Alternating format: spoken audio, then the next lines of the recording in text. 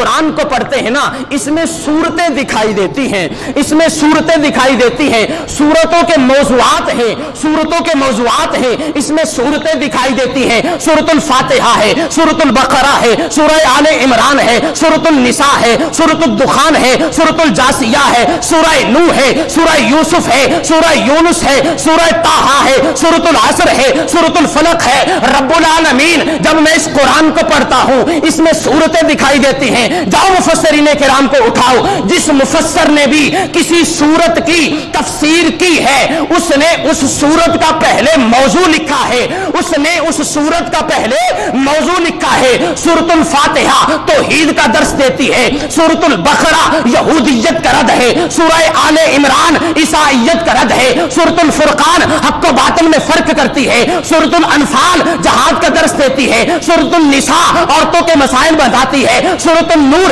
روشنی کا پیغام دیتی ہے۔ رب العالمین یہ تو تیرے محبوب کا اس میں کتبی ہے، یہ اس میں صورتیں ہیں، صورتوں کے موضوعات ہیں۔ فرمایا ہاں ہاں یہاں بھی صورتیں ہیں، وہاں بھی تجھے صورتیں نظر آئیں گی۔ یہاں سورۃ الفاتحہ کرتے ہیں، یہاں پر سورۃ البقرہ ہے جو یہودیت کا رد ہے، یہاں پر سورۃ البقرہ ہے جو یہودیت کا رد ہے، وہاں پر سورت حضرت عبداللہ بن سلیم ہے جو یہودیت کے رد کا بہت بڑا عالم ہے، یہاں پر سورہ آل عمران ہے جو عیسائیت کا رد ہے، وہاں پر سورت حضرت سلمان فارسی ہے جو عیسائیت کے رد کا بہت بڑا عالم ہے۔ او بھائیو یہاں پر سورہ نساء ہے، وہاں پر سورت